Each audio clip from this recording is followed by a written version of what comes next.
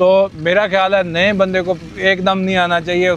जो भी बंदा नया होता है ना जी, एक्सपीरियंस मैंडेटरी पार्ट है। एक्सपीरियंस नहीं होगा तो बंदा फेल हो जाएगा। अल्हम्दुलिल्लाह जो बंदा मेहनत करता है और उसको अल्लाह पाक रिवार्ड देता है। दबंग चल रहा है साथ, ये बहुत बड़ी अचीवमेंट है। और जो नॉर्मल रेंज वाले लोग हैं 2200 पे जाएँ या न्यू हॉलैंड पे जाएँ। जो भी पुलिस से मुंसलिक लोग हैं वो आप लोगों को तंग नहीं करेंगे। अल्हम्दुलिल्लाह जितने पार्ट्स हैं ना वो हम एक भी सिंगल पार्ट्स बाहर से नहीं लेते। एक ही किस्म के बेलर जो है ना जी परचेज करने चाहिए ताकि शेल्फ के ऊपर मटीरियल एक ही हो। गवर्नमेंट भी आ गया, गवर्नमेंट भी इस पे सब्सिडी दे रही है, लोन दे रही है। हमारे साथ साथ जो भी बायोमास में और भी हैं जिनकी कंपनी रजिस्टर है, ये सपोर्ट इंशाल्लाह उनके लिए भी ये खिदमत हम पहुँचाएंगे। सबसे पहले बंदे को ये माइंड सेट होना चाहिए कि यार क्या मैं ये फील्ड वर्क हार्ड वर्क कर सकता हूँ। अगर हम इसको जला देते हैं तो वो तमाम के तमाम न्यूट्रिएंट जल जाते हैं। इस टाइम सबसे ज्यादा काम जो ना जिला ननकाना में हो रहा है। बेल बनाना मुश्किल काम नहीं है, इसको उठा के ट्रांसपोर्टेशन करना बहुत बड़ी जॉब है। लेकिन अब इंडस्ट्री मोस्टली जो है ना इसके ऊपर बायोमास के ऊपर शिफ्ट हो रही है, यानी इससे 4 गुना ज्यादा बेलर भी होंगे ना फिर भी डिमांड नहीं। ROI आप समझते हैं, रिटर्न ऑफ इन्वेस्टमेंट, ये तकरीबन 3 ईयर में जो है कंप्लीट हो जाता है। इसमें अगर कोई अच्छा काम करने वाला हो, अच्छा परफॉर्म कर रहा हो, आप जैसा मेहनती बंदा हो, एक्सपीरियंस भी आ जाए तो मेरा ख्याल है कि 1.5 साल में भी पूरी कर सकता है। अस्सलाम वालेकुम जी, इंडस्ट्रियल बायोमास प्राइवेट लिमिटेड की तरफ से आपकी खिदमत में हाजिर हैं। आज हमारे साथ हैं मनीर गुराया साहब। जब ये बायोमास के काम को बूस्ट दिया गया, बेलर लाए गए, पराली पे चलाए गए, तो इनका भी बहुत बड़ा हाथ था लोगों को काम सिखाने का और लोगों को इस तरफ लेके आने का। सर बहुत शुक्रिया सर, पहले तो मैं अप्रिशिएट करूंगा। अल्हम्दुलिल्लाह आज हमारी मेहनत 5 साल की जो रंग लेके आई है, आज तो गवर्नमेंट भी आ गई। मेरा ख्याल इसी बेलर पे वो आए थे। ये 2 बेलर थे ना उधर। हाँ, इतनी बेलरों पे आए थे। औरंगजेब जो आई थी ना उस दिन उन्होंने इसी के ऊपर बेलन की और अल्हम्दुलिल्लाह हम लोगों ने उसके ऊपर वर्क करके दिखाया। बिल्कुल। और इसमें सबसे बहुत बड़ा फ़ायदा ये है कि ये जो पाकिस्तान में जो हमारा बायोमास का एसेट है वो यूटिलाइज हो रहा है। अच्छा सर ये बताइएगा, जब आप हमें नए आए, हमें तो बड़े पार्ट्स के भी इशू थे, बेलर मशीनों के, बड़े ट्रैक्टरों के बड़े इशू थे। एक अभी माशाल्लाह ये दबंग चल रहा है साथ, ये बहुत बड़ी अचीवमेंट है। और पार्ट्स के वाले से थोड़ा बताइएगा, पहले कितना मुश्किल था, अभी कितना ईजी? तो शुरू में जब हम आए थे ना, लोगों ने हमें बड़ा डिस्करेज किया था कि ये काम इजी नहीं है, ये तो बहुत यानी कि मेहनत तलब काम है, इसके अलावा ये इम्पॉसिबिलिटीज़ में आता है। लेकिन जैसे ही हमने इसमें कदम रखा, हम लोग अल्हम्दुलिल्लाह प्रोफेशनल लोग थे और हम इंडस्ट्री से जो है ना जी टच थे, और हमें इस्माइल आबा साहब ने बहुत जो है ना जी मोरल सपोर्ट दी, उन्होंने टेक्निकल सपोर्ट दी। हम लोगों ने फिर इसके खुद से जो है ना जी वो जनरेट करवाए सारे के सारे जितने भी पुर्जे थे पार्ट्स। अब अल्हम्दुलिल्लाह जितने पार्ट्स हैं ना वो हम एक भी सिंगल पार्ट्स बाहर से नहीं लेते। सारे के सारे पार्ट्स आपको पता ही है हम खुद से लगाते हैं और अल्हम्दुलिल्लाह अनइंटरप्टेड बेलर जो है ना चल रहे हैं।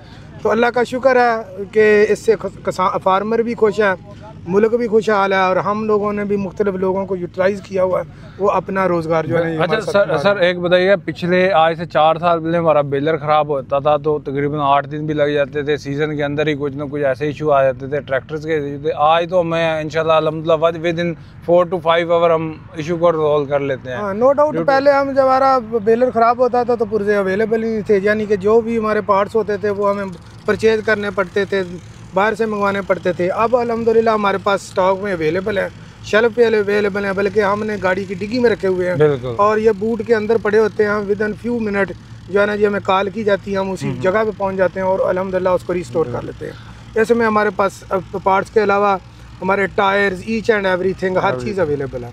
अच्छा सर थोड़ा सा माशाल्लाह आपका एक्सपीरियंस अच्छा है। अभी जो नॉर्मल रेंज वाले लोग हैं 2200 पे जाएँ या न्यू हॉलैंड पे जाएँ?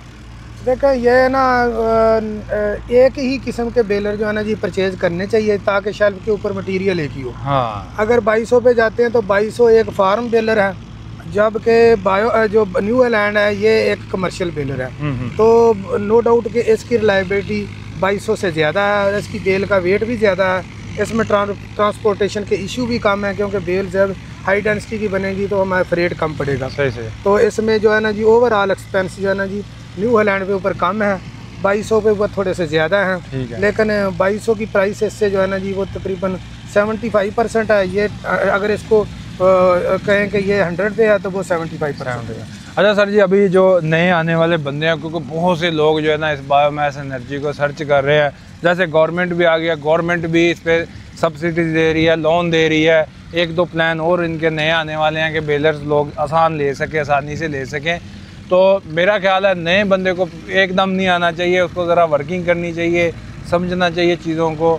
तो उनके लिए क्या पैगाम है? जो भी बंदा नया होता है ना जी, हमें तो आप समझें कि बहुत बड़ा बैकअप था पीछे से अमाउंट का जी। जितनी अमाउंट थी हमारे पास, हम लोग जो है ना बेधड़क लगा देते थे। अगर नया बंदा आता तो बहुत सारे बंदे इसमें फेल हुए हैं, तो उन लोगों को पहले 1-2 साल सीखना चाहिए, चीज़ों को लर्न करना चाहिए। नो डाउट के एक अच्छा एक सोर्स है, लेकिन इसको यूटिलाइज करने के लिए एक्सपीरियंस मैंडेटरी पार्ट है। एक्सपीरियंस नहीं होगा तो बंदा फेल हो जाएगा। तो मनीर साहब की मुझे एक बड़ी पुरानी बात याद है कि जब ये कहते थे यार जो सीजन आना ना तो वेखो हम अभी खुशहाल तुरे फिरते, तो जो सीजन के होना ना साढ़े रंग ही चेंज होने अज भी होए हैं कि ये जो फील्ड वर्क है, टफ जॉब है, फील्ड में ही रहना है, फील्ड में ही रहना है। अभी हो सकता है इधर ही शाम हो तो इधर ही सोना पड़ सकता है, खाने पीने का कोई नहीं होता, जाओ मिल गया वो खाना। पहले सबसे पहले बंदे को ये माइंड सेट होना चाहिए कि यार क्या मैं ये फील्ड वर्क हार्ड वर्क कर सकता हूँ। ऐसे ही सर जी? बिल्कुल ऐसे ही है। जब सुबह निकलता है इंसान, सुबह 6 बजे तो निकल आता है, रात 10 बजे वापस घर में जाना होता है। तो सारा दिन जो है ना जी, ये देखें इक्विपमेंट के ऊपर नहीं खड़े होंगे। अभी सुबह में आया था तो बेलर ख़राब पड़ा हुआ था, उसको हमने विदिन 1 आवर रिस्टोर किया और बेलिंग कर ली। तो अगर फ़र्ज़ किया हम नहीं आएंगे तो ये फेलियर है। इसमें आपने देखा होगा बहुत सारे लोग हमारे सामने फेल हो गए हैं। तो लेकिन अल्हम्दुलिल्लाह जो बंदा मेहनत करता है और उसको अल्लाह पाक रिवार्ड देता है। अच्छा सर जी, ये काम जो है ना एक पाकिस्तान की खिदमत भी है, एक प्रॉफिटेबल बिज़नेस भी है, एक हलाल वर्क भी है, एक माहौल की खिदमत भी है, इंसानों की खिदमत है, जानवरों की खिदमत है, पौधों की खिदमत है। क्योंकि इस काम को करके हम स्मोक को भी बचा रहे हैं। तो ये आपकी चॉइस है, अगर आप इस काम को करना चाहते हैं तो आपके ऊपर है, क्योंकि इसमें बहुत से फ़ायदे हैं। बिज़नेस के साथ साथ और भी चीज़ों को हम सेव कर रहे हैं। इसमें मैं एक चीज़ बताऊं कि जो भी जहां से बेलिंग की जाती है ना जी, वहां से राइस्टा उठाया जाता है, तो उसके अंदर जितने ज़मीन के अंदर न्यूट्रिएंट्स होते हैं ना, वो एज ए फर्टिलाइज़र मौजूद रहते हैं जी। अगर हम इसको जला देते हैं तो वो तमाम के तमाम न्यूट्रिएंट्स जल जाते हैं और इससे हिफाजती कीड़े भी जल जाते हैं। और नंबर 2, इसमें अगर सपोज़ 2 बंदा 2 थैले DAP के डालता है ना, तो उससे 1000 दर्जे ये बेहतर है, क्योंकि ये एज अ फाइबर भी ज़मीन को जो है ना जी बूस्टअप करता है। और इसके अलावा आप देखेंगे कि इसके जलाने के साथ साथ हमारे इन्वायरमेंट में बहुत इशू होते हैं। स्मोक का इशू आता है। अभी चंद दिनों के साथ आपने हल्की हल्की स्मोक शुरू देख लिया। अगर ये फार्मर ना जलाएंगे तो इसको जो है ना जी थोड़ा सा सब्र कर लेंगे, वेट कर लेंगे, तो ये पाकिस्तान के लिए, इन्वायरमेंट के लिए, हमारे अपने ही जिस्म के लिए बहुत अहम है। सर जी देखें ना, कीड़े मकोड़े जब जानवर है ना, अल्लाह ताला ने, मेरा ख्याल है इसको ज़रा बताइए, जो हम आप बताते होते हैं, एक्सपीरियंस शेयर करते हैं कि एक पाँव के नीचे भी वो कीड़ा आ जाता है, तो अल्लाह ताला ने उसका भी हिसाब लेना। जब आग लगा के लाखों कीड़े मकोड़े मार देते हैं तो उसका भी तो हिसाब देना पड़ेगा ना। बिल्कुल बिल्कुल। जो जानदार चीज़ है उसके ऊपर रहम करना चाहिए। ये तो एक अलहदा से आंसर है एज अ बीइंग मुस्लिम। और फार्मर भी नो डाउट तंग हैं कि यार ये हमारी पराली उठाई नहीं जाती, हम लोग जो है ना जी किधर से काम करवाएं। अभी मशीनरी थोड़ी सी कम है, लेकिन थोड़ा सा 1-1.5 वीक डिले भी हो जाए ना फसलों को, तो उससे कोई प्रॉब्लम नहीं, इतना इशू। बल्कि ये हम लोगों के लिए भी और गवर्नमेंट के लिए भी, फार्मर के लिए भी, तमाम चीज़ों के लिए फ़ायदा मंद है। ये उठाया जा सकता है जितनी कम मशीनरी मौजूद है। अच्छा, दूसरा सर जी एक बड़ा मसला है ननकाना में। अल्हम्दुलिल्लाह हमने इनकी जो गवर्नमेंट के अहदेदारान दौरान है ना, उनकी हिदायत पे हमने अल्हम्दुलिल्लाह इस टाइम सबसे ज़्यादा काम जो ना ज़िला ननकाना में हो रहा है। मैंने पहले भी रिक्वेस्ट की थी कि हमें ट्रांसपोर्टेशन का बहुत इशू होता है, हमारी गाड़ियाँ बंद कर दी जाती हैं, थोड़ी सी वायलेशन होती है, उस पर बहुत बड़े जुर्माने हो रहे हैं। अगर इस काम को बढ़ाना है तो उसमें भी हमें रिलीफ देने चाहिए। देखे जैसे गन्ने का एक उन्होंने कुछ रिलीफ दिए होते हैं, अब कितनी ओवरलोडिंग, हमसे 3-4 गुना ज़्यादा ओवरलोडिंग रोडों पे चल रही होती है। तो इसमें भी हमारी रिक्वेस्ट है कि कुछ ना कुछ हमें इसमें सपोर्ट करें कि हमारी ट्रांसपोर्टेशन ईजीली चल सके, क्योंकि बेल बनाना मुश्किल काम नहीं है, इसको उठा के ट्रांसपोर्टेशन करना बहुत बड़ी जॉब है। तो उसके लिए सर वैसे वादा तो उन्होंने किया हुआ है। अभी उन्होंने ना कल से लेटर इशू कर दिए हैं कि आप लोग जो है ना जी आप फ्लेक्स के ऊपर ले आएँ और आगे ट्रैक्टर वगैरह के ऊपर या गाड़ियों के ऊपर लगा लें। आपको जो है ना जी DPO हज़रात या दूसरे चौकी जो भी पुलिस से मुंसलिक लोग हैं वो आप लोगों को तंग नहीं करेंगे। आज इंशाल्लाह हमें वो पेपर भी मिल जाएंगे, आप लोगों को भी इंशाल्लाह मिल जाएंगे। तो ये तो हमारा गवर्नमेंट ने जो है ना जी, ख़ासकर हम DCO ननकाना साहब और डिप्टी डायरेक्टर जो हमारे ज़राअत के हैं आरफ साहब, उनका हम थैंक्स कहते हैं तो उन लोगों ने हमारी बड़ी मदद की है।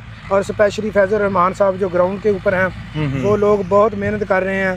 मैं तो कहता हूँ कि एक फरिश्ता सिफत इंसान है जो हमारे लिए और मुल्क के लिए बड़ी मेहनत कर रहे हैं। सर जी हमारे साथ साथ जो भी बायोमास में और भी हैं जिनकी कंपनी रजिस्टर है, ये सपोर्ट इंशाल्लाह उनके लिए भी ये खिदमत हम पहुँचाएँगे, क्योंकि हम सब मिलकर एक मुल्क के लिए काम कर रहे हैं। तो इस सब को मिलकर एक प्लेटफार्म पे होके जो भी मुश्किल परेशानी होगी और मिलकर इंशाल्लाह इसको हल करें। अच्छा सर जी एक चीज़ बताइएगा कि आज से 5 साल पहले इसको बेचना ज़रा मुश्किल था, आज इसकी सेल क्या देख रहे हैं आप?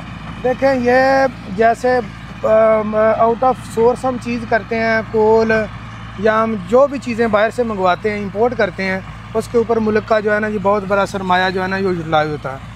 लेकिन अब इंडस्ट्री मोस्टली जो है ना, इसके ऊपर बायोमास के ऊपर शिफ्ट हो रही है, और शिफ्टिंग से फार्मर को भी फ़ायदा हो रहा है, हमें भी फ़ायदा हो रहा है, तमाम लोग उससे फ़ायदा उठा रहे हैं। अब अल्हम्दुलिल्लाह यानी कि जितनी इंडस्ट्री इसके ऊपर शिफ्ट हो चुकी है, तो अब फील हो रहा है कि ये बहुत कम है। अगर हम इसको और भी इसको जो है ना जी प्रोसेस करना चाहें तो तब भी ये बहुत बड़ी डिमांड है, यानी इससे 4 गुना ज़्यादा बेलर भी होंगे ना, फिर भी डिमांड नहीं। अच्छा सर जी एक छोटा सा सवाल बता दें कि एक बेलर जो है ना राइस में या पूरे साल में कितनी अर्निंग कर लेता है एक साइड? देखें, ये तो डिपेंड करता है कि अगर बेलर अनइंटरप्टेड चलता है ना जी, तो ये तकरीबन ROI आप समझते हैं, रिटर्न ऑफ इन्वेस्टमेंट, ये तकरीबन 3 ईयर में जो है ना कंप्लीट हो जाता है। सही है, यानी कि अगर आपने 1.5 करोड़ रुपया लगाया तो 3 सालों में 1.5 करोड़ रुपया आपको मिनिमम मिल जाता है। और ये एक अच्छी बड़ी ROI है।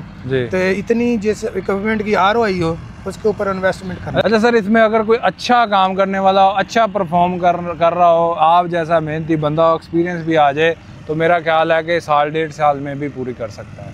हाँ, नो डाउट। देखें ना, अभी आप इंडस्ट्रियल बायोमास से ताल्लुक़ रखते हैं, ये तो सूरज को चिराग दिखाने वाली बात है। माशाल्लाह आप लोगों ने बड़ी मेहनत की है, और मुझे तो एक फ़ख्र है मेरा कि आप लोगों ने बड़े ग्राउंड लेवल से इतना बड़ा जो है ना सेटअप बनाया। तो मेरा ख्याल है ये 1.5 साल में छोड़ के अगर फ़र्ज़ किया कोई अच्छा अर्निंग पॉइंट मिल जाए तो साल में भी हो जाता है। इसमें कोई शक नहीं है कि साल में आपकी रिटर्न। सर देखें, हम और हम एक ही घर हैं, इसमें नहीं है कि हम अलग हैं। सिर्फ हमने आप लोगों से सीखा, फिर हम आगे निकले। एक बंदे की एक पावर होती है, हम भागने वाले ज़्यादा थे, आप लोगों की मेहनत से ही आपने हमें कुछ सिखाया, फिर आगे निकलते निकलते मिल के हमने इस मुल्क के लिए काम किया। क्योंकि ये विजन था इस्माइल आबिद साहब का, वो इनके भी CEO हैं, हमारे ग्रुप चेयरमैन हैं।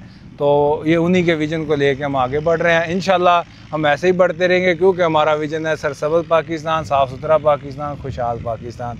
अपने मुल्क के लिए, अपने किसानों के लिए, अपने मुल्क की आवाम के लिए इंशाल्लाह हम ऐसे ही खिदमत करते रहेंगे। अस्सलाम वालेकुम। वालेकुम सलाम व रहमतुल्लाह।